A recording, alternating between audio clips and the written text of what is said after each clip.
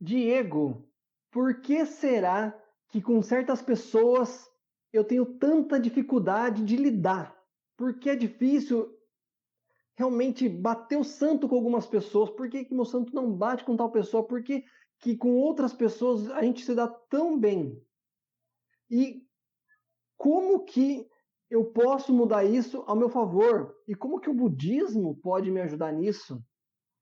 Seja bem-vindo, seja bem-vinda. Esse aqui é o podcast do Budismo Descomplicado e o Budismo na Prática, nas plataformas de streaming. Spotify, Deezer, Apple, entre outras. São 20 plataformas aí que a gente está passando, né, cada dia mais nas podcasts. E se você acompanha a gente, e eu sei que a gente já está em mais de 11 países, dá um oi pra gente ou vai lá no Instagram da livraria Bod Store ou no Budismo na Prática Underline e fala com a gente para que a gente possa conhecer vocês, né? E a gente tenha realmente uma interação cada vez maior. Mas aqui no YouTube ou nas plataformas, seja bem-vindo, seja bem-vinda. E essa é uma pergunta que realmente acontece, na verdade, o Alex. Você já pensou nisso? Por que será que é tão difícil de lidar com certas pessoas e por que eu me dou bem com tantas outras? É uma pergunta bastante polêmica. E eu queria até comentar uma experiência que eu tive, né, já há muito tempo atrás, Hum, na escola que eu estudei, no ensino médio. Aí tinha um cara lá que é da minha sala que eu não ia com a cara dele, nem ele com a minha. Aí ficamos assim durante meses, né? Até que eu tive a oportunidade de conversar com ele e comigo. Até hoje, o cara é meu grande amigo, depois de 20 anos. olha, Era só uma má impressão, né? Era só isso. sim, Mas depois que eu fui me aproximar de mim também, e aí eu percebi que não é nada daquilo. E a gente é amigo até hoje. Já são 20 anos de amizade.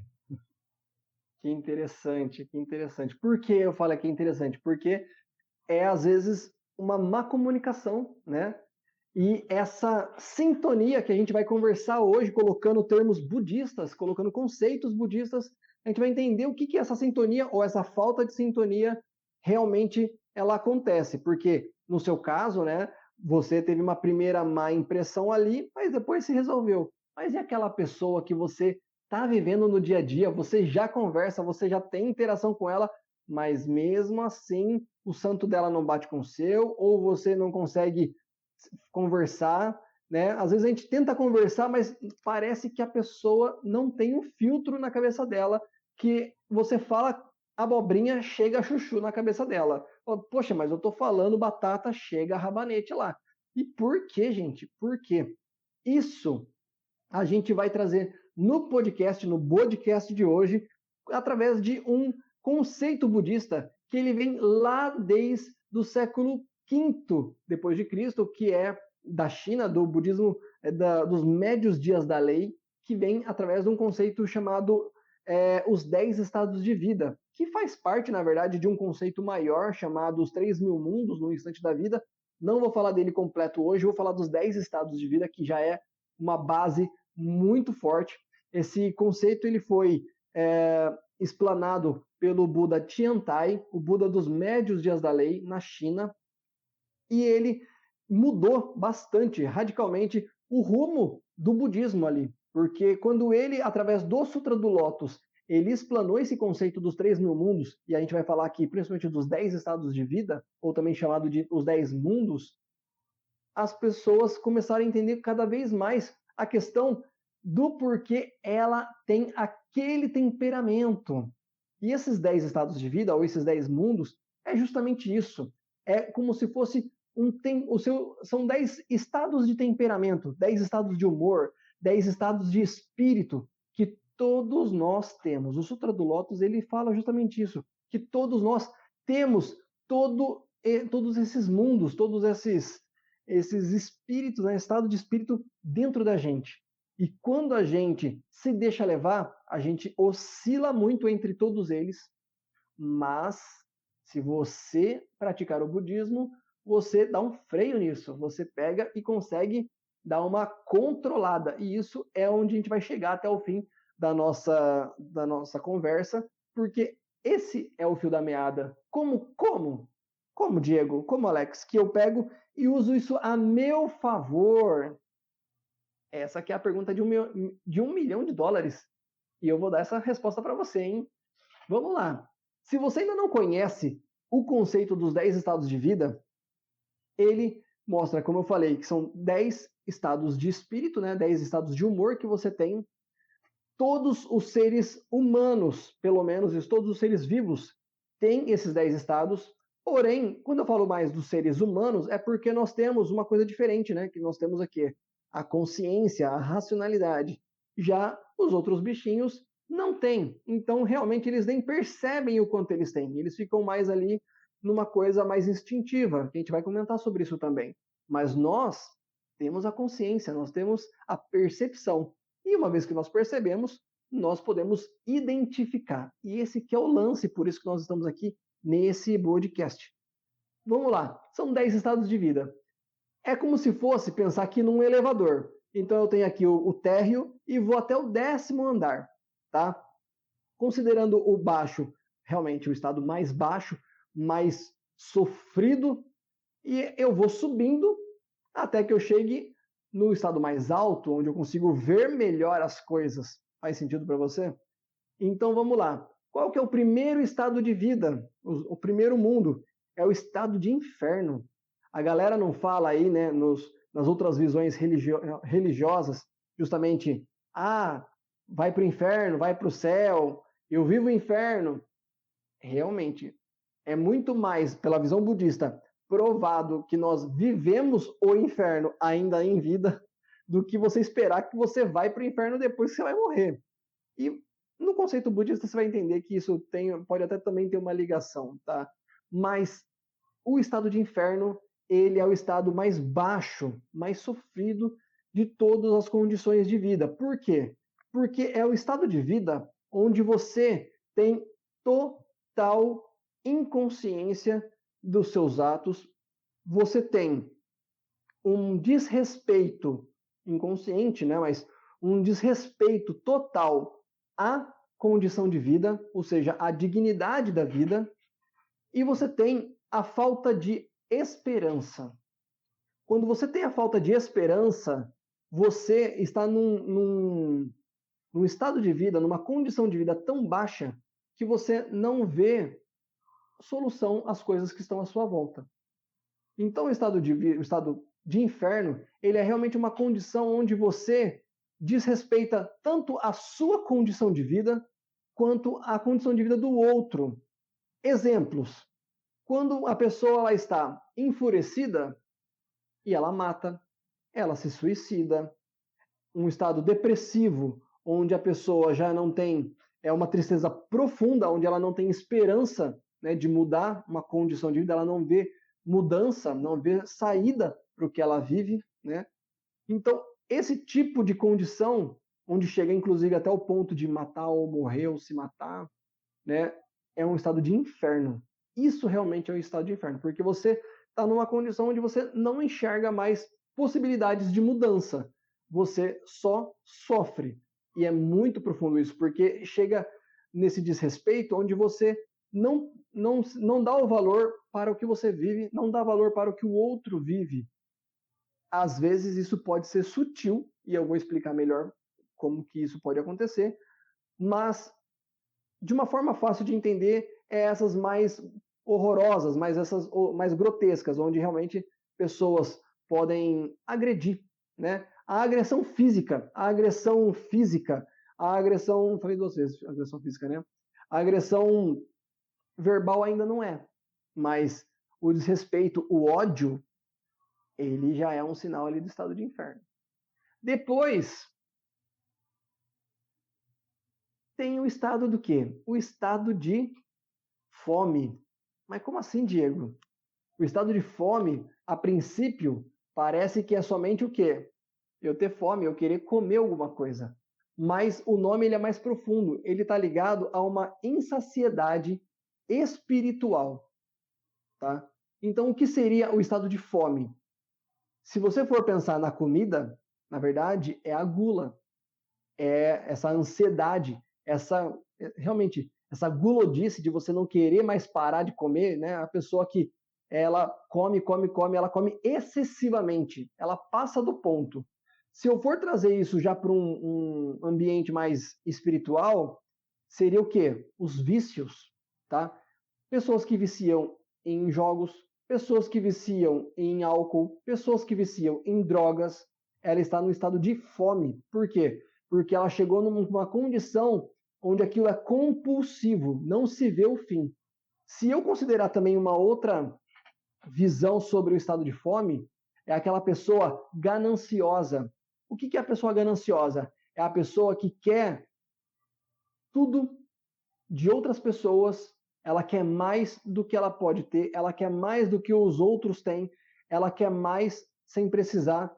E uma condição que está ligada a isso, ela quer chegar lá e ela faz qualquer coisa para chegar lá. Então ela trapaceia, ela desrespeita, ela, como posso dizer, ela realmente viola todo tipo de processo para conseguir aquilo. Ela é desonesta, ela é mentirosa, é a pessoa que ela burla só para conseguir uma finalidade, compulsivamente. É a pessoa que ela faz isso e é mais forte do que ela. Então, é vicioso mesmo, é um comportamento, é o estado de fome. É aquilo que não tem fim, aquilo que parece que é cada vez mais forte. Então, tome muito cuidado com o estado de fome, porque realmente tem muitas pessoas que estão nesse estado, né? Ou às vezes nós passamos por determinadas situações que nós nos encontramos ali realmente querendo mais do que precisa. Lembra disso? Pensa na sua vida aí, você vai perceber alguns pontos onde você às vezes fala assim, poxa, exagerei, excedi, né? Não precisava de tudo isso. Então você passou ali pelo estado de fome. Depois disso, tem o estado de animalidade. Como assim, Diego? Animalidade é o estado animal, é um estado instintivo. E aqui ele está ligado a coisas fisiológicas, físicas e também comportamentais. Vamos começar aqui pelos fisiológicos e físicos. Estado animal. Então, o que nós fazemos instintivamente? O que faz parte do nosso funcionamento do nosso corpo? Xixi, cocô, comida, se alimentar, né? Realmente por ter fome, né? Porque realmente nós precisamos comer, beber água, sede, fazer amor, né? Ou seja, sexo é um estado animal, reprodutor. O que mais? Aí já começa a passar mais para os psicológicos ali, né? Então tem uma condição muito importante que fala que o estado de animalidade é você temer o mais forte e oprimir o mais fraco. Como assim, Diego? Por ser um estado emocional, por ser um estado instintivo, pode perceber, às vezes você vê, seja na sua casa, seja no ambiente que você está, você tem, de certa forma, mais facilidade de brigar com algumas pessoas, mas com outras pessoas você dá uma recuada. Por quê? Porque, de alguma forma, você teme aquela pessoa que você dá uma recuada, ela te gera ali um impacto visual ou um impacto primitivo mesmo. Você sente que aquela pessoa, de alguma forma, ela é mais forte que você. Já o outro, se você tem uma propensão a brigar mais com ela, você inconscientemente já acha aquela pessoa mais fraca, né, de um estado animal. Então você conhece mais os pontos fracos daquela pessoa. Já uma outra pessoa ali que você teme, talvez você não conheça os pontos fracos, ou você até perceba que você tem mais pontos fracos que ela, e aí você dá aquela recuada. Então, o estado de animalidade, ele dá justamente essa condição de temer o mais forte, oprimir o mais fraco e agir instintivamente de acordo com o que você tem ali de primitivo no seu corpo, na sua vida, e você precisa para sobreviver. Isso é o estado de animalidade. Então, por exemplo, falando aqui de oprimir, de temer, né? Às vezes no trabalho, tem gente que morre de medo do chefe, na verdade, porque de certa forma ele pode fazer o quê? Pode mandar você embora. Ou você tem medo de perder o emprego independente do chefe. Ou você é chefe e às vezes né? Algumas pessoas que são chefes oprimem, né? Ou abusam, né? Abusam assim, né? De forma, algumas humilham, algumas, enfim, né? Aproveitam demais da bondade dos funcionários, né? Exageram ali no ponto, né? E a pessoa que está ali de funcionário, poxa, estou precisando desse emprego e tal, e ela sucumbe, né, a isso. É uma relação ali de estado animal, porque tem uma condição ali onde um está em cima, o outro está embaixo, tem uma força que movimenta aquela relação ali, tá? Já, né, quando nós estamos na família ou amigos tal, a mesma coisa. Existem pessoas que o santo não bate, mas nessa relação que o santo não bate, tem pessoas que estão mais quietas, tem pessoas que são as mais agressivas, né, aquelas pessoas mais briguentas, né? Por quê? Porque de alguma forma, naquele contexto social, ela tem uma postura, ela tem uma soberba, ela se sente mais empoderada e ela sabe, ela sente quem ela consegue oprimir de certa forma. E já a pessoa que está, né, numa posição mais baixa ali, ela está se sentindo assim. É o estado de animalidade. E assim, todo mundo tem o estado de animalidade, porque faz parte dos 10 estados. Então você pode perceber, todas as pessoas, elas passam por isso. Elas temem algumas pessoas e oprimem outras, tá? Pode perceber. Às vezes é uma coisa simples, às vezes é o pai com o filho, às vezes é o filho com o pai, ou com a mãe, ou com o irmão, ou com o cachorro. Na é verdade, você tem um cachorrinho, um gatinho ali, você é o dono dele, então, né, você tem uma posição superior ali, onde você consegue educar, regrar e assim por diante. Esse é o estado de animalidade, tá?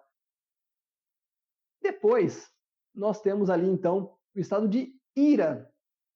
E o estado de ira, ele é muito fácil de confundir com o estado de inferno. Por quê? Porque o estado de inferno, a gente já acha que por ser o inferno a gente vai ficar atordoado, bravo, enraivecido. E por que que parece aparentemente, né, que o estado de inferno está logo no começo e o estado de ira é 3 estados depois? Bom, para a gente pensar e ilustrar isso, a gente até coloca como se fosse uma escadinha, mas não tem necessariamente uma posição onde um é maior do que o outro. Tá tudo ali no mesmo balaio, tá?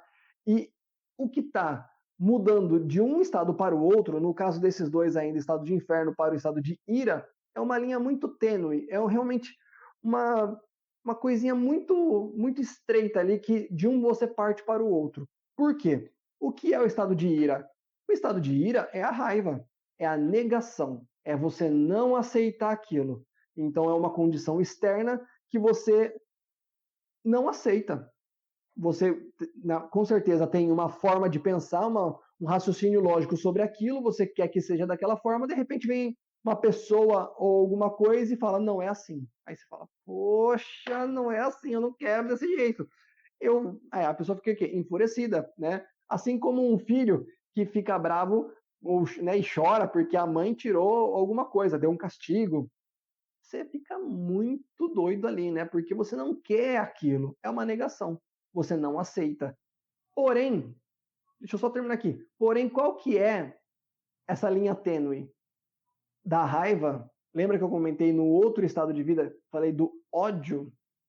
É exatamente essa é a linha tênue. Por quê? Porque na raiva você vai esbravejar, você vai soltar fogo pela boca, você vai falar um monte de coisa, mas ainda assim você não vai gerar nenhum tipo de ação física, por exemplo, tá? Onde você vai desrespeitar a vida do outro ou desrespeitar algum material. Por exemplo, estou enraivecido aqui. Se eu pegar aqui uma borracha e jogar na parede, já estou agredindo. Aí eu já pulei para o estado de inferno. Da mesma forma que eu posso, na raiva, dar um soco em alguém, ou eu posso dar um chute, ou eu posso dar uma facada, ou eu posso dar um tiro, ou vice-versa. Então, é uma linha tênue. Duas pessoas podem estar ali discutindo aos berros, mas no momento que uma encostou na outra, já entrou no estado de inferno. Pode falar. O estado de inferno, assim, é uma coisa tão cotidiana na sociedade que a gente vive, né? Principalmente na mídia. Porque eu, particularmente, não vejo televisão, não vejo noticiários nem canais abertos. Eu gosto de ver documentários sobre vida animal, aquilo que possa agregar algum valor para mim, né, instruir. Mas, pelo que eu percebo, as pessoas dão muita atenção para noticiários. E é muito fácil, a partir do noticiário, entrar no estado de inferno. Porque a todo momento tem uma notícia com base de crueldade, né, que geralmente envolve uma criança, uma senhora idosa, um senhor idoso.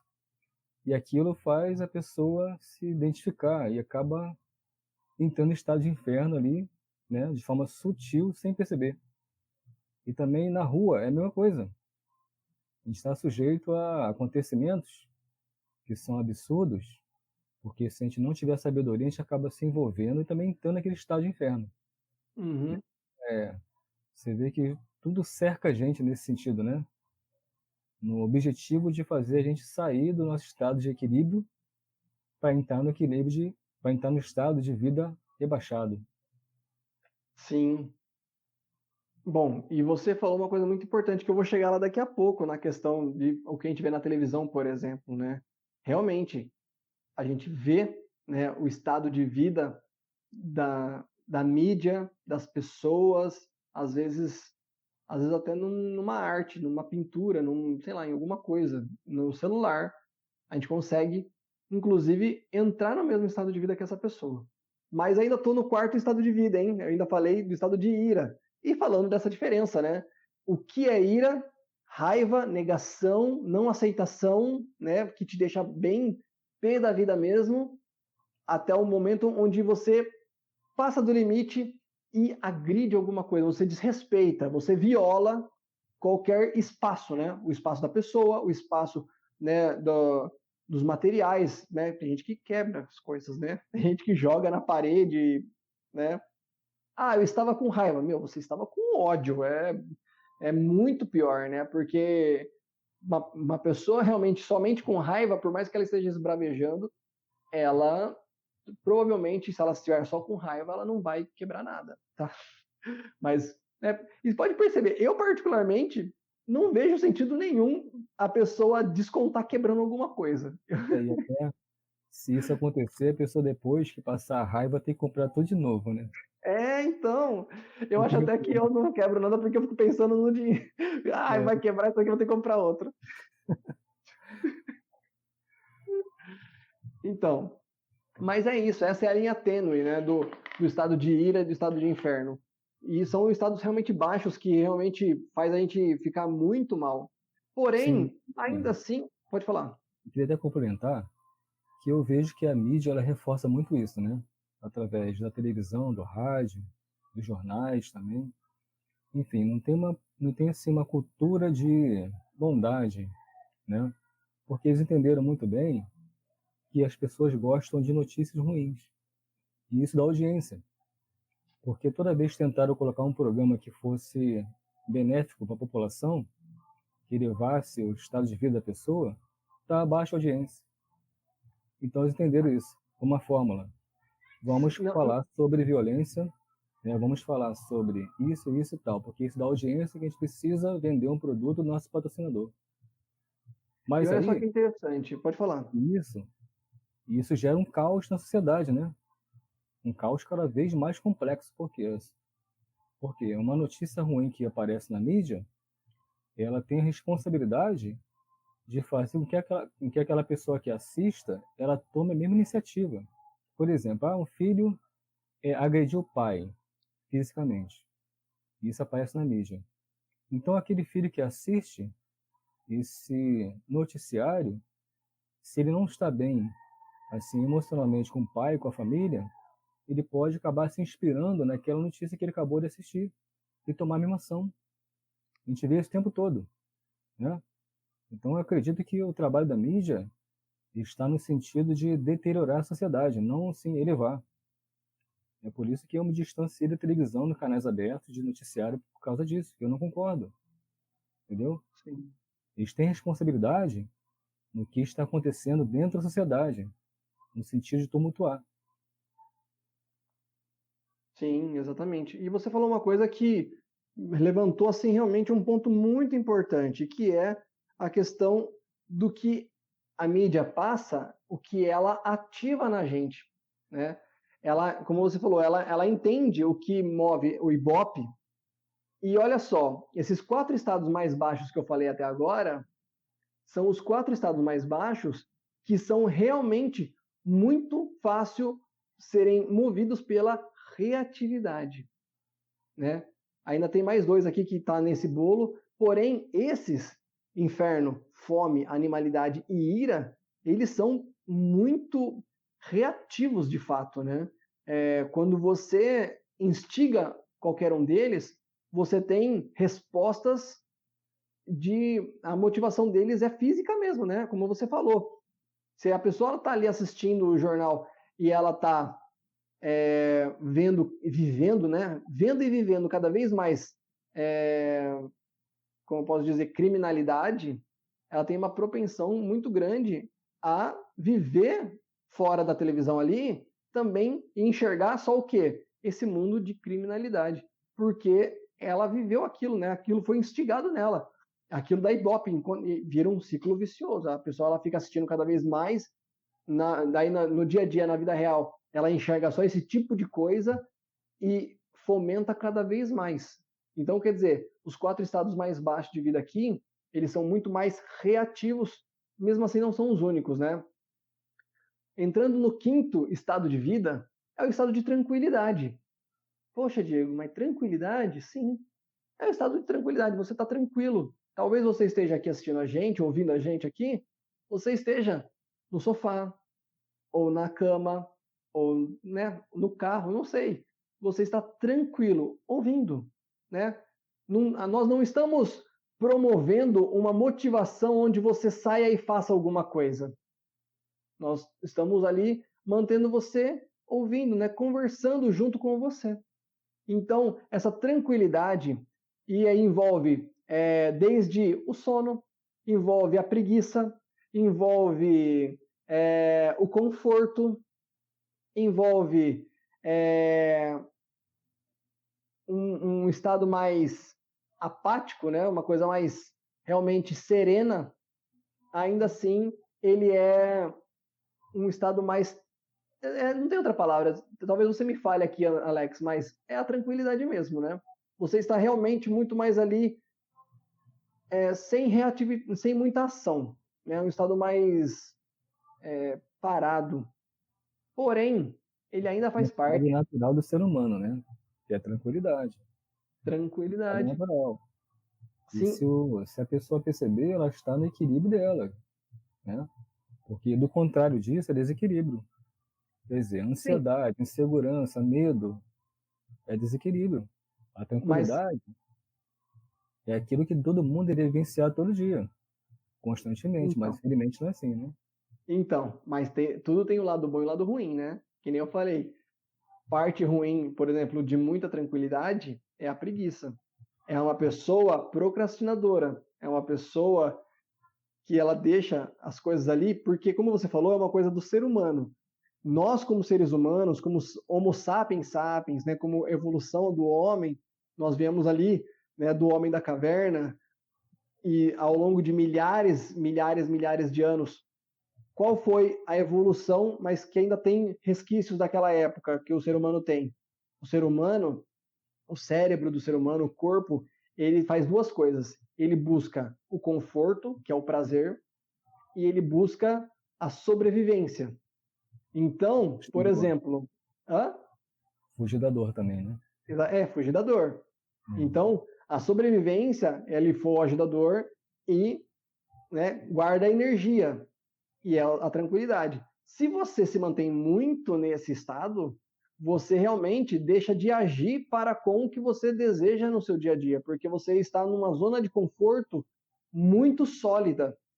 E isso, como eu falei, tem o lado bom e o lado ruim. Até certo ponto, lógico, você busca o conforto, mas se você se instala nesse conforto e você se priva de qualquer tipo de dor, né? E dor, seja psicológica, seja de mudança, seja física, óbvio, né? Ninguém quer sentir dor física, mas se você simplesmente se privar de todas elas, você só vai ser uma vida ali, uma planta no mundo, tá? Você não vai fazer nada. Isso, você não vai Até produzir porque nada.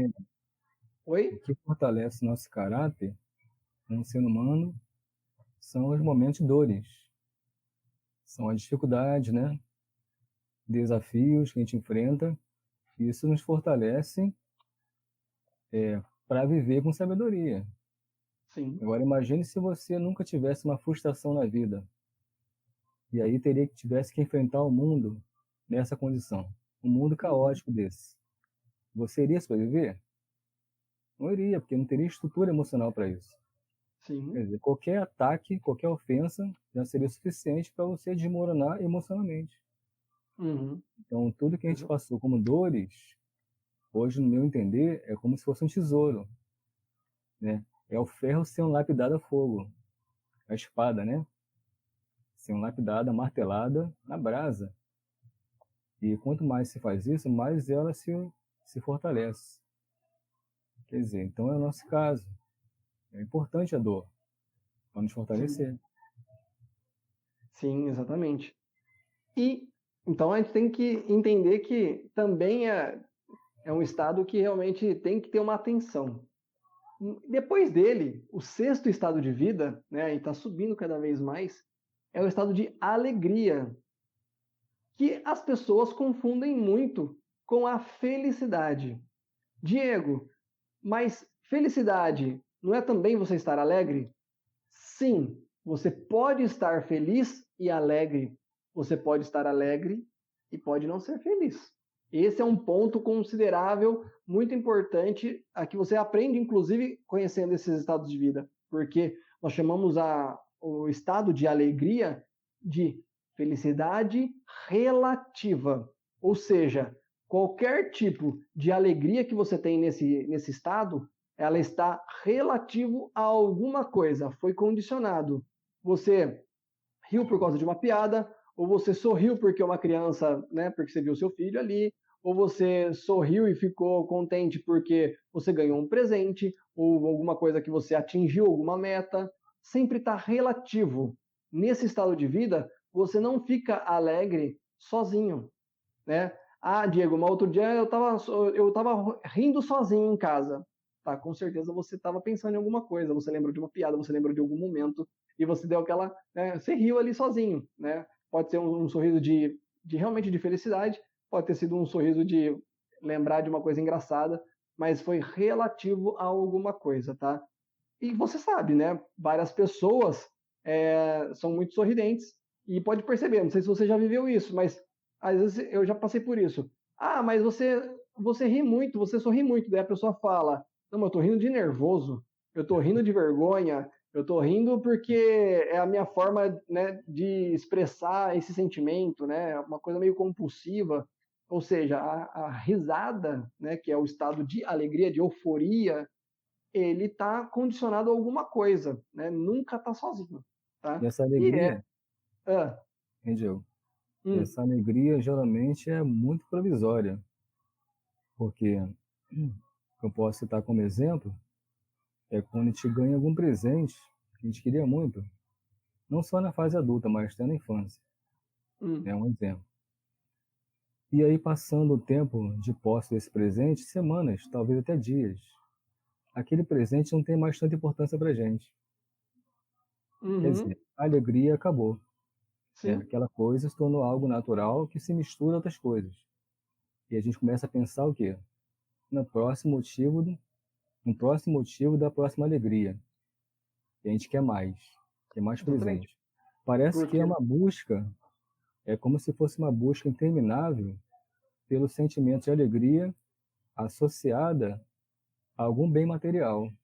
É o que a gente consegue, é o que a gente vive hoje, né? As pessoas uhum, estão o tempo todo buscando alegria e elas tentam buscar isso através de um bem material, de um apartamento, de uma casa, de um relacionamento, de emprego e por aí vai. Os exemplos são infinitos, né? Mas quando exatamente. alcança e passa o período de êxtase, daquela alegria. E aí que é o próximo. Isso não para, é quase que infinito. Agora, a felicidade é uma coisa bem diferenciada, né? Dessa alegria provisória, assim, relativa. É uma Exatamente. Porque coisa ela não está condicionada a nada, né? externa, né? Externo. Exatamente, externo. A felicidade é uma condição interna. O seu externo pode estar um caos, mas dentro de você, você está no paraíso. Isso é felicidade. Mas vamos chegar lá, calma. Você tá dando spoiler da coisa aí, Alex. Espera um pouco. Né? A gente está no sexto estado de vida ainda, que é o estado de alegria. Mas sabe o que é a maior característica? A gente chegou no sexto. E não é porque são 10 que eu tenho 5 ruins e 5 bons. Na verdade, todos têm o lado ruim, todos têm o lado bom. Na verdade, tem um que só tem lado bom, né? Mas a maioria tem esses dois lados. E não se divide também 5 e 5. Na verdade, para você meio que considerar bom e ruim assim, você considera os 6 primeiros que são esses, tá? E depois vem 4 caminhos melhores ali, 4 estados de vida melhores. Por quê, Diego? Todos esses que eu falei para você, né? Eu falei dos 4 piores ali, depois ainda agora a gente falou de tranquilidade e alegria. Mas na verdade, embora pareça que o estado de alegria e tranquilidade são bem diferentes dos outros estados, que é reativo, animalidade, inferno, ira, fome, na verdade todos eles fazem parte do mesmo conceito interno ali chamado samsara, tá? No budismo Nichiren a gente quase não usa, a gente não usa essa palavra, mas é falado pelo Nichiren como 6 maus caminhos, tá? Por quê? Porque são caminhos do sofrimento. São caminhos onde até o estado de alegria, como a gente estava falando agora, de felicidade, né? Uma provisória, uma felicidade condicionada a alguma coisa, tudo aquilo que a gente falou dos outros estados de vida, né, dos outros estados mais baixos, são condicionados também a alguma coisa.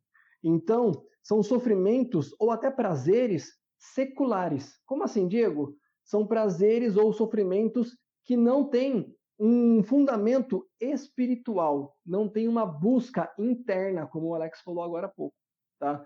Mesmo você no estado de alegria, você ainda assim não está numa busca interna. Você pode estar vivendo muito bem, mas você está fazendo ainda tudo aquilo ali dentro de um ambiente, de uma vibe, de uma vida totalmente secular, de uma vida totalmente reativa.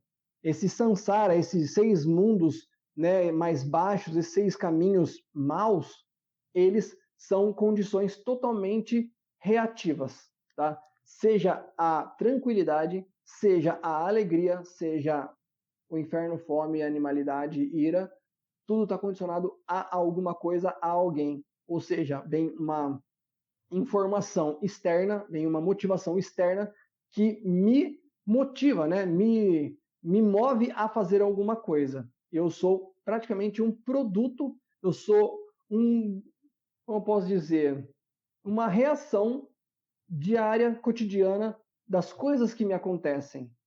Aí, eu estava conversando com o Alex antes da nossa gravação e a gente estava comentando o seguinte, né? Uh, Poxa, mas tem pessoas que vivem muito bem, Diego. Tem pessoas que são pessoas, assim, muito bem de vida, tranquilidade e tal. E, poxa, mas ainda assim elas são condicionadas às coisas? Sim, porque elas não estão vivendo realmente com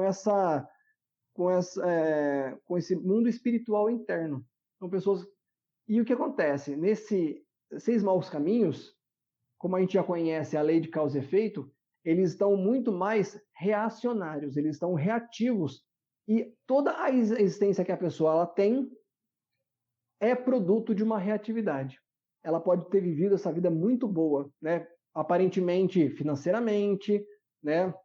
Com ganhos materiais, tal. Porém, ela ainda assim, ela não criou causa para que ela possa evoluir espiritualmente. Significa que numa próxima existência ela vai voltar para a mesma condição de vida. Ela vai continuar vivendo ainda mais nessa roda, né, que é de sofrimentos ou prazeres seculares, tá? Por quê? Porque esses 6 estados de vida mais baixos, eles são reativos. O ambiente influencia o seu modo de viver, de pensar e de agir. Mas não para por aí. Depois, se você conseguir controlar isso e buscar uma medida de mudança para a sua vida, você começa a subir mais ainda esses degrauzinhos dos 10 estados de vida e você tem mais 4 estados para você atingir e ter uma mudança total na sua vida. Quando você sai do estado de alegria e sobe o primeiro degrauzinho ali, entra nesses 4 caminhos melhores aí, você acessa primeiro o estado de erudição. O que é erudição? Erudição é aprendizado. Se você está assistindo aqui a gente, você está aprendendo com a gente, está relembrando pelo menos esse conceito, ou aprendendo esse conceito, você está nesse momento no estado de erudição. Todo tipo de informação que você capta, que você adiciona na sua vida, no seu dia a dia, pode ser uma pequena notícia, pode ser um aprendizado, pode ser alguma coisinha. Você adicionou e você naquele momento atingiu o estado de erudição. Mas, olha só que interessante. Falei agora até a palavra notícia, por exemplo. Ah, Diego, se eu assistir o jornal, eu estou no estado de erudição o tempo todo? Depende. Depende se você está buscando alguma coisa, né? Tem pessoas que usam a televisão como se fosse igual o cachorro olhando a máquina de assar o frango, né? Fica ali, não pensa em mais nada, né? Só quer comer, por exemplo. Tem gente que assiste televisão desse jeito, né? A mídia realmente trabalha, como você falou, Alex, para que a gente possa ficar preso ali, né? Preso ali olhando. Mas tem gente que gosta de ler o jornal ou assistir algumas notícias para quê? Para aprender quais são as novidades do dia, quais as novidades políticas, quais as mudanças, qual a mudança na economia. Então, esse tipo de informação, naquele momento, aquela pessoa ela está buscando informação. Quando você está aberto para receber informação, significa que existe uma intenção.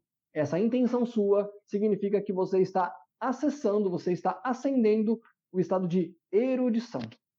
Beleza, ou seja, você está adicionando, abrindo a cabeça aqui, ó, e só botando informação para dentro. Mas a gente sabe, né, e se você não sabe, vou dar um toque para você, nem sempre colocar informação demais na cabeça significa que ajudou muita coisa, né? Tem gente que tem livros e livros decorados, mas não sabe muito bem o que fazer com aquilo, não é verdade? Então isso significa que realmente não é o suficiente. E justamente quando você conecta os pontos, aí sim você saiu da erudição e foi para mais um estágio. Você foi para o estado de absorção. Como eu falei, você pode ter lido um livro inteiro. Eu mesmo, eu sou meio avoado, né? Eu tenho sintomas aí de TDAH, né? Déficit de atenção. Se eu leio um livro muito rápido, eu não absorvo nada. Eu posso ter lido o livro em 1 hora. Mas você me perguntar logo em seguida, Diego, o que você entendeu? Eu vou falar, não entendi absolutamente nada. Mas, para que eu possa entender, eu vou lendo devagar, eu vou grifando, talvez eu anote alguma coisa. E quando aquilo que eu fui lendo vai me fazendo sentido, aí sim eu acessei aquele novo estágio que é o de absorção. Ou seja, aquele conteúdo começou a fazer sentido na minha vida. Aquilo fez sentido, aquilo foi absorvido na minha essência. Uma forma de, como eu falei para você agora, né, eu preciso grifar, escrever, pensar ali, colocar exemplos. Ou seja, experienciar. Quando você aprende uma informação e você vive aquilo até na prática, você, né, faz uma experiência, você vive aquilo, você exercita aquilo, você está vivendo na prática, aí você está no estado de absorção. Então, quer dizer, aprender bastante é uma coisa, exercitar, né, fazer o exercício daquilo, aplicar na sua vida, é o estado de absorção, porque aí você está fazendo realmente aquilo fazer parte da sua vida. Pode falar, Alex. Eu sempre me dei bem na matéria de história na escola, porque eu descobri que se eu copiasse o conteúdo, eu decorava. Aí eu passei a utilizar essa técnica. Aí a matéria de história que cai na prova, eu trazia para casa e reescrevia tudo. Ia decorando. Aí eu me dava bem na história. Sempre tinha uma nota boa. E até hoje, quando eu preciso decorar algum texto, é dessa maneira, reescrevendo. Parece Sim. que, parece que existe uma conexão entre a nossa mão, a caneta e o cérebro, né? Parece Mas que é. é. E aí eu consigo decorar aquele conteúdo e assimilar melhor. E assim sempre funciona para mim. Mas tem outras pessoas que funcionam de outra maneira. Usa outras Sim. técnicas. Para aprender, para absorver informação, tem pessoas que são mais visuais, tem pessoas que são mais auditivas, tem pessoas que são uma junção dos outros, né, dos dois, tem pessoas que são mais sinestésicas, no meu caso, inclusive. Eu aprendo mais fazendo. E isso, né? Ou seja, você está absorvendo informação, mas como você está experienciando ao mesmo tempo, você está fortalecendo. Voltando até, inclusive, no último encontro que a gente teve, Alex, falando sobre PNL, né, de programação neurolinguística, em determinado momento nós falamos sobre as sinapses neurais e até o processo cognitivo, que é o quê? A informação entra na nossa cabeça e todo o caminho que a informação ela faz nos nossos neurônios até chegar ao quê? No momento que a gente executa a informação. E quanto mais a gente aprende aquilo, né, mais forma um caminho, como se fosse uma trilha no mato. Quanto mais eu ando, mais eu fortaleço, né, mais eu abro aquele caminho. É exatamente isso. Aprender lendo, recebendo informação é um primeiro passo, mas realmente absorver na sua vida é cada vez mais você executando aquilo, né? Então você pegou e aplicou. Quanto mais você faz, mais você tem absorção na sua vida. É o estado de absorção. Então, quanto mais você pratica, mais você está aprendendo. E como você falou, tem várias pessoas, tem várias formas de você aprender. Inclusive, tem até imagenzinhas aí, principalmente em canais de empreendedorismo, falando como que você aprende, né? Então tem meio que umas porcentagens lá, não vou saber de todas, mas a que mais absorve informação de aprendizado é ensinando.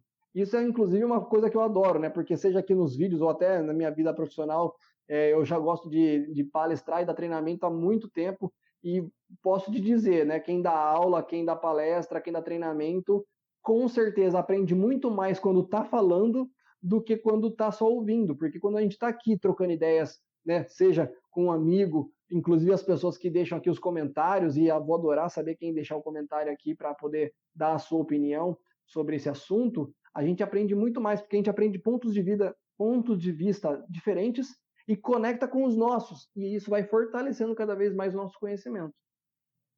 A gente conversou nos bastidores sobre aquela palestra que eu assisti hoje, né?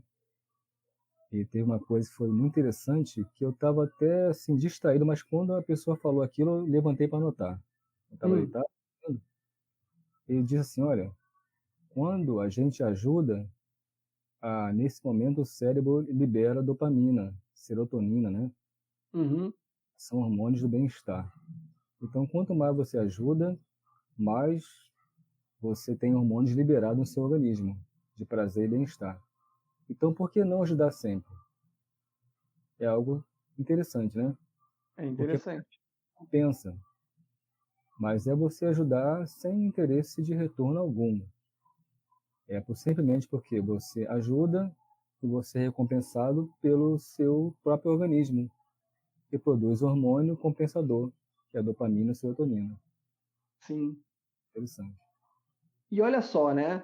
A gente estava falando aqui, você está falando de ajudar, eu falei agora há pouco de dar palestra, treinamento, ou seja, falar. Quando você aprende, aí você está no erudição, aí você começa a executar para realmente fortalecer o seu conhecimento, ou seja, você começa a absorver, né? Porque você começa a exercitar, a executar, a experienciar aquilo, você absorve. Mas no momento que você já está absorvendo tanto, experienciando tanto, executando tanto, que você já está compartilhando informação com o outro, ou seja, já ensinando o que você falou, né, o que você aprendeu, significa que você atingiu mais um estado de vida, você subiu mais um degrauzinho, que é o estado de Bodhisattva. que é o estado de Bodhisattva? Bodhisattva é uma palavra, né, que foi retirada ali justamente de quando o Buda atingiu a iluminação. E se você já viu a história aqui, da história do Buda, né, do Siddhartha Gautama, ou Shakyamuni, estou juntando as palavras aqui, quando ele atingiu a iluminação, ele estava meditando sobre, né, embaixo de uma árvore, uma figueira chamada árvore Bodhi. E ele demorou algumas semanas para ele atingir a iluminação. Só que não foi no último dia da meditação que ele atingiu a iluminação. Foi no meio do processo. E ele chegou na compreensão. Só que ele falou o seguinte: e agora, o que eu faço com isso? Ele refletiu mais um pouco e aí ele teve a conclusão. A conclusão dele foi o quê? Vou ensinar. Ou seja, vou propagar toda essa compreensão. Então, Bodhi, de árvore Bodhi, de iluminação, de propagar Bodhisattva, a pessoa que propaga, a pessoa que busca o caminho da iluminação, né? Ensinando. Então, tudo que você, de alguma forma, quer passar, quer propagar, quer compartilhar com alguém, nesse momento você está no estado de Bodhisattva. Diego, olha só que legal essa notícia que eu fiquei sabendo. Bodhisattva. Sabia que tal coisa, tal coisa? Bodhisattva. História. Sabia que, né, 500 mil anos atrás, né, você está compartilhando uma coisa que você aprendeu, fez sentido, e agora você está compartilhando Bodhisattva. O Seja uma ato notícia. Hã? de você ensinar uma pessoa a recitar o Nam-myoho Renge-kyo é basicamente estado de Bodhisattva também. Com certeza, com certeza. É nesse estado que você está quando você está ensinando no meu Renge-kyo. E vou pegar um ponto aí que você falou, né? Juntando com o que eu estava falando, é quando você entende, você já experienciou, aí você ensina. Dificilmente uma pessoa ensina o Nam-myoho Renge-kyo, por exemplo, sem saber o que ela está falando, sem saber o que ela está fazendo, ou no mínimo, sem saber o que ela sentiu ao recitar Nam-myoho Renge-kyo. A pessoa que está ensinando o Nam-myoho Renge-kyo, alguma coisa ela teve, ou uma experiência, né, de sentimento ali com a prática do mantra, ou a coerência do funcionamento de toda aquela lei, ela entendeu e aí ela está compartilhando com alguém. E aí ela, né, ela propaga também o Nam-myoho Renge-kyo. Com qualquer coisa assim, você não vai conseguir falar de alguma coisa que você não sabe, que não fez sentido para você. Se eu pegar e falar para você agora, fala para mim sobre balística, uma matéria de física. Se você não sabe, se você não leu, se você não entendeu, você não faz nem ideia do que é, você não vai me explicar. Você vai ter que ler erudição. Você vai ter que entender mais ou menos absorção. E na hora que você conseguir entender, você propaga. Eu vi uma pessoa falando uma coisa outro dia que achei muito legal, que é um exemplo muito interessante sobre explicar. Ele falando assim, ó, se você não conseguiu resumir, ou seja, se você não conseguiu falar para uma criança o que significa tal coisa, você não sabe explicar. E se você conseguiu, você explicou muito bem. Porque se uma criança entendeu, você está explicando muito bem já. Então, se você conseguir explicar muito bem, significa que você entendeu já muito bem. Você já chegou na absorção. Né? E você está explicando para que essa pessoa aprenda e absorva também. Tá? E isso, né?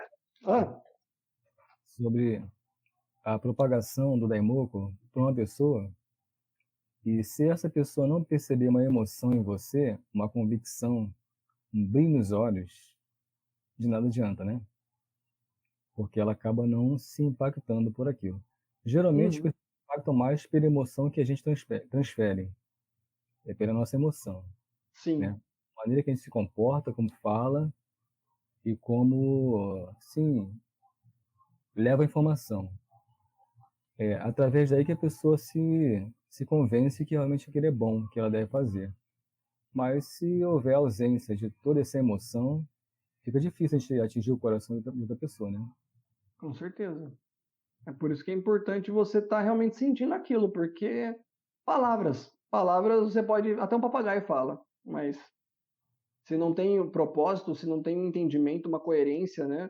Aquilo realmente não atinge o coração da pessoa. Que é até a pergunta que eu fiz no começo, né? Por que será que é tão difícil lidar com certas pessoas?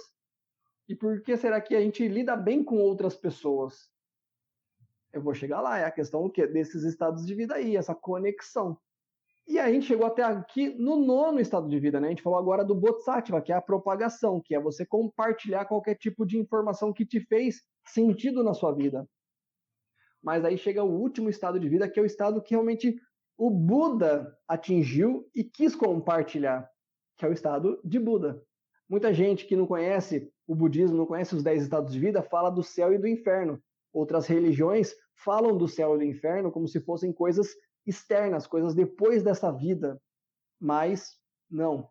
O céu e o inferno estão aqui, ou seja, em mim, em você, e está agora. É como você vive, é como você interpreta, é como você enxerga.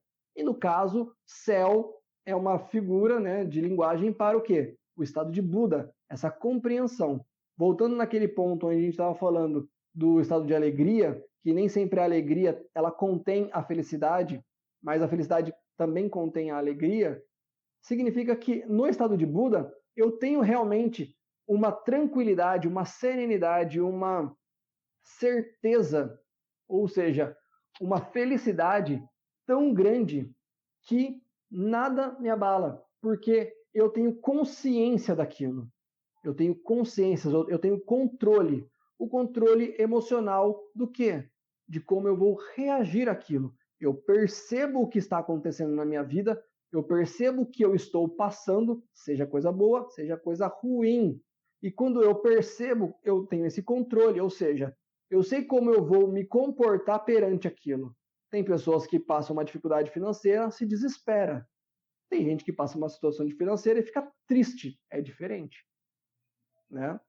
E aí tem gente que consegue ainda ter um controle maior ainda e percebe, calma, é passageiro.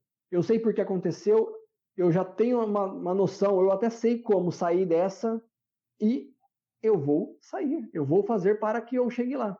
Então esse controle emocional, esse equilíbrio emocional é o estado de Buda, é você ter essa condição de poder controlar a sua reatividade. Então lembra que eu falei que os 6 primeiros estados de vida são realmente o samsara, ou seja, 6 maus caminhos onde eu sou totalmente condicionado à reatividade, o ambiente sempre me influencia. Já nos 4 nobres caminhos, né, nos 4 últimos estados de vida, eles fogem disso. Eles invertem, onde a gente não é influenciado. Nós buscamos alguma coisa. Quando nós buscamos, a influência externa ela cai por terra. Né? Não é porque está chovendo que eu não vou, sei lá, na biblioteca ler, buscar um livro. Não é porque eu não, né, que eu não vou na faculdade assistir aquela aula importante ou não vou perder uma prova. Esse tipo de coisa. Eu estou em busca, eu estou no controle da situação. Eu sei, eu tenho intenção. Então, quando eu tenho intenção, aquilo foge do que é secular e busca o emocional interior, o espiritual. Faz com que você realmente trabalhe totalmente a sua condição kármica. Você transforma o seu karma. E aí, o mais importante agora sobre a gente começar a falar dos 10 estados de vida, porque até agora a gente só falou dos 10 estados de vida, né? O que é importante a gente perceber? Você entendeu como funciona cada estado de vida? Nós temos os 10, tá? Todos nós temos os 10. E todos nós oscilamos pela maioria dos 10, tá? Ou até pelos 10. Mas numa condição geral, se você é influenciado mais nesses 6 estados de vida mais baixos, dificilmente você vai estar sem, né? Não tem como você sem intenção estar nos outros 4. Então você vai estar na maioria oscilando. E quanto mais você for reativo, mais você está ali, ó, nos 6 estados de vida. Você fica cada vez mais preso naquilo. E se você está aqui, já no estado de erudição, você consegue começar, então, perceber. Você está entendendo que, através de estados de vida, eu posso perceber, eu posso identificar, codificar cada situação que eu estou vivendo. Opa, mais um pouco eu bato no estado de inferno. Opa, essa pessoa está querendo me trazer para o estado de raiva, estado de ira. Opa, estou muito preguiçoso. Opa, tô com ciúmes, tô com inveja. Opa, tô sendo muito influenciado aqui, ó. Uma pessoa tá querendo fazer uma chantagem aqui comigo, seja chantagem emocional, seja chantagem em alguma outra coisa, né? Estou sendo influenciado. Se eu consigo identificar isso, porque agora eu conheço, eu consigo, eita, eu saio daqui, me coloco numa outra posição e falo, não, calma aí. Eu consigo, então, trabalhar isso. Se eu consigo trabalhar cada tipo de situação que eu estou vendo, como naquela primeira conversa que eu tive, na primeira pergunta lá do vídeo, eu consigo perceber como também o outro que está ao meu redor também está. Opa, aquela pessoa ali, ela vive no estado de inferno ferrenho. Opa, aquela pessoa ali sempre está com, né, um estado de fome muito complicado. Essa pessoa aqui é um estado de tranquilidade sólido, né? É bem, nossa, é muito forte ali. E aí você consegue também ajudar essas pessoas, né? Começa a dar um toque para essa, começa a falar sobre aquela, começa a evitar outras. Você começa a mudar a sua vida. Você começa a fazer o quê? A transformar o seu karma, porque você muda a sua reatividade. Você imperceptivelmente, né, tá saindo desses estados mais baixos de vida e tá se mantendo cada vez mais. Porque quando você não tem noção disso, todos nós, mesmo oscilando por todos esses estados de vida, nós temos geralmente através do karma uma condição de vida base, ou seja, uma tendência kármica, uma tendência de estado de vida. Você pode perceber, tem pessoas que são mais tendenciosas a viver depressivas ou estado de inferno, ou pessoas que são invejosas demais, né? Pessoas que são muito instintivas, impulsivas, pessoas, né? Enfim, você percebe qual é a vibe de cada pessoa, ou seja, qual que é a base ali kármica, a base de estado de vida que ela tem. E a sua também. Então, qual que eu estou hoje? Qual que eu tenho sido mais? Coloca aqui, quem estiver assistindo, comenta aqui, qual é o estado de vida que você mais se identifica ser o seu mais tendencioso? Eu, muitas vezes, me vejo no estado de fome. Eu tenho uma certa impulsividade na comida. Então eu tenho que trabalhar muito isso. De verdade, eu tenho que trabalhar muito, porque senão eu já tô querendo comer alguma coisa, já tô, e eu, nossa, E muito. esse Então, vem mantendo um estado de tranquilidade. é. Tranquilo. Não, mas aí, olha, pode falar. Não estou procrastinando, não, tá?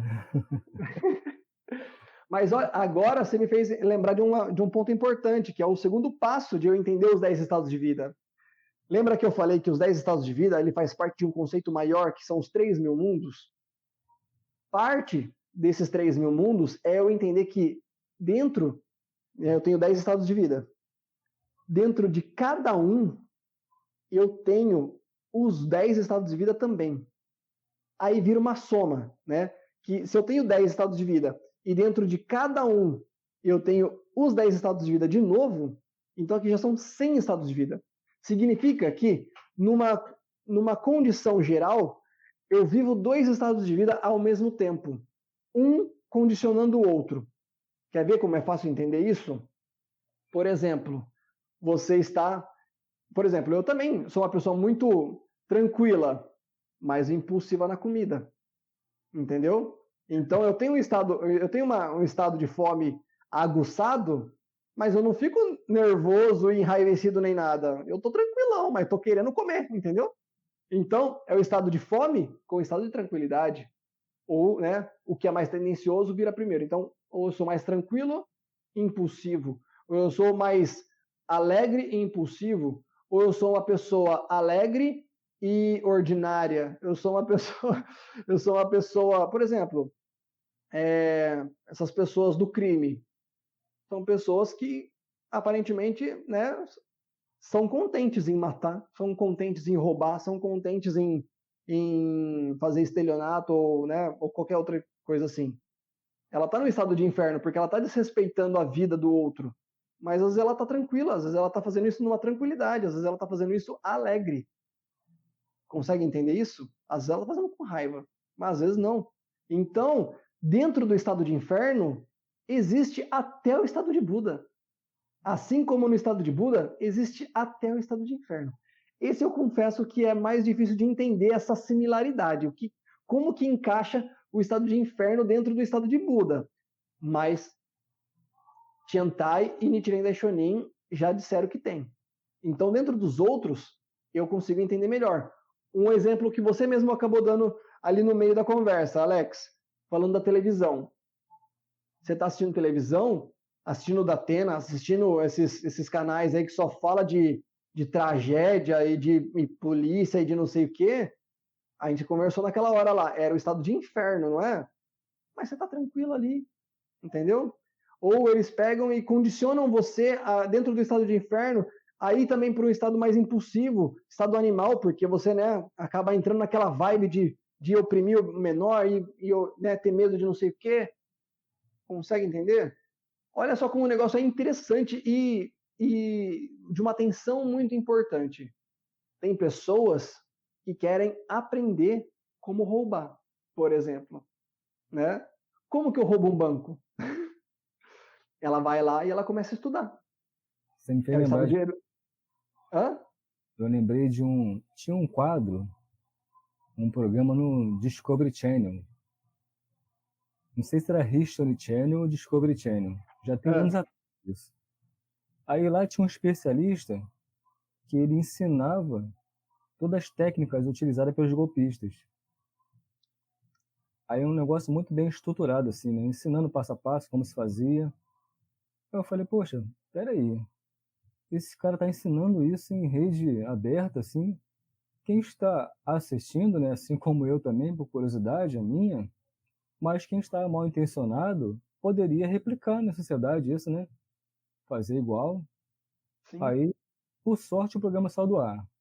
Parece que eu não fui o único a perceber isso, né? Alguém percebeu e tirou do ar, porque estava ensinando um cursinho intensivo a cometer delito, crimes, entendeu? Golpes, entendeu? Uhum. E foi um grande exemplo disso que você acabou de falar.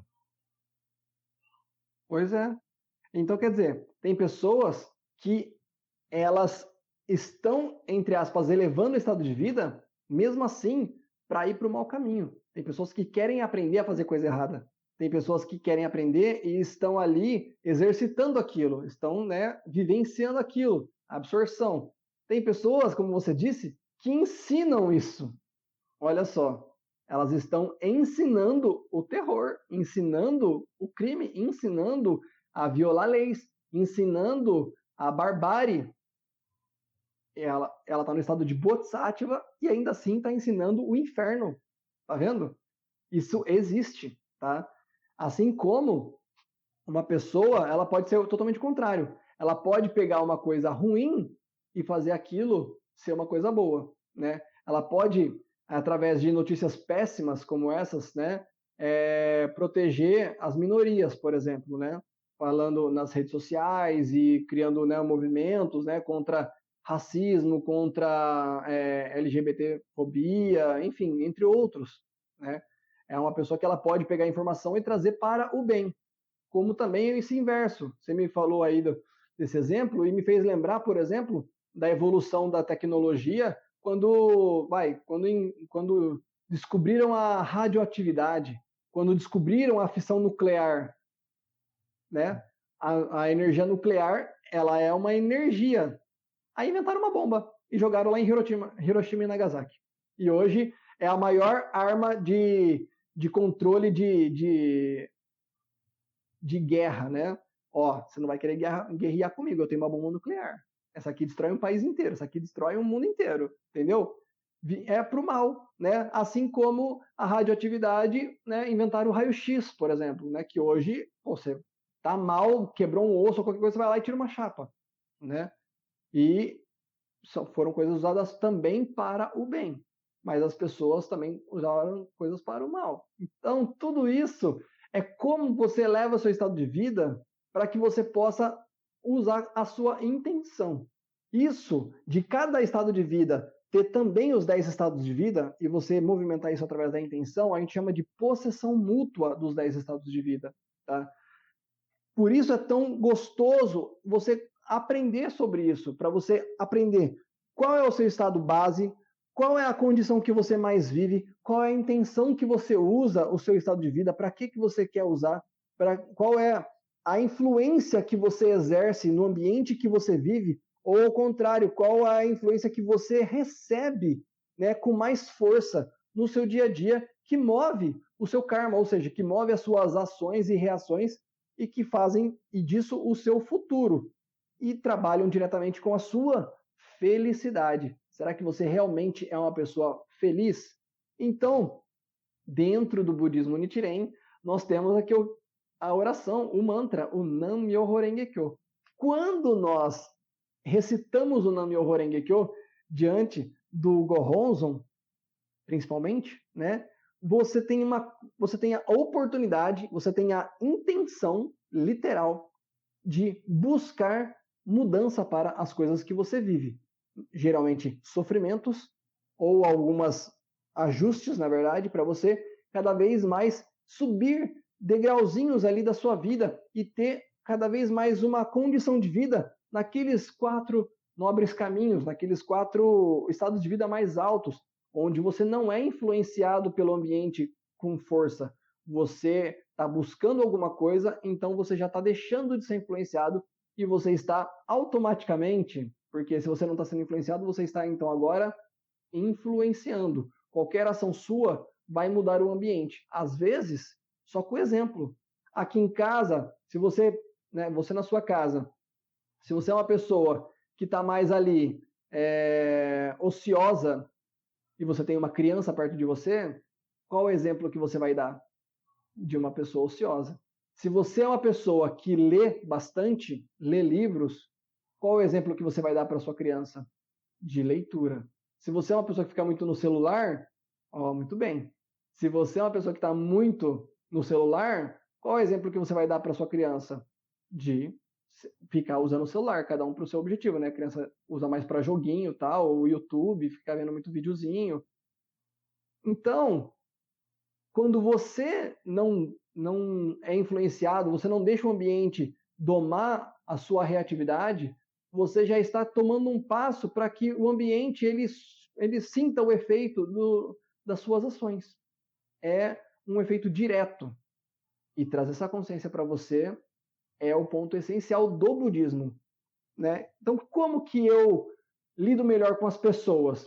Entendendo o estado de vida que eu estou, entendendo e percebendo o estado de vida que o outro está, percebendo o quanto eu posso mudar e quanto posso impactar na vida do outro, e assim eu faço do budismo, dessa prática do Nam-myoho Renge Kyo, que eleva meu estado de vida, que muda ali as minhas ações e reações, que muda o meu sentido da vida, que muda o meu futuro e influencia positivamente, aí com certeza, positivamente, para todos que estão ao meu redor, porque eles também vão ter uma intenção positiva através das minhas influências.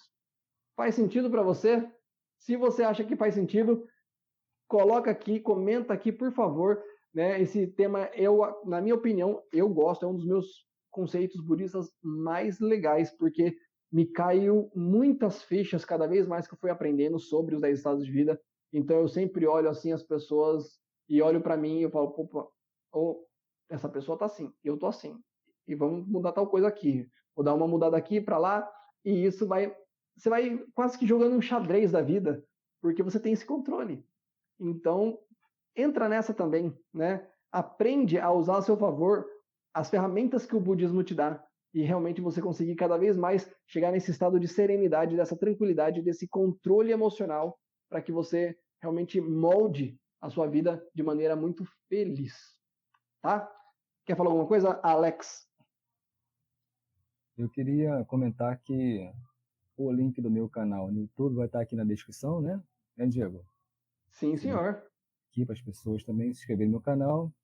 E eu peço que você que está nos assistindo aqui, deixe seu like no canal do Diego e também se inscreva, se não se inscreveu até agora. E também lembrando que meu Instagram é o budismo na prática underline, e do Diego é Livraria Bode Store. Isso aí, segue a gente lá. Gente, muito obrigado. Da nossa parte é só e tchau, tchau. Até o próximo episódio.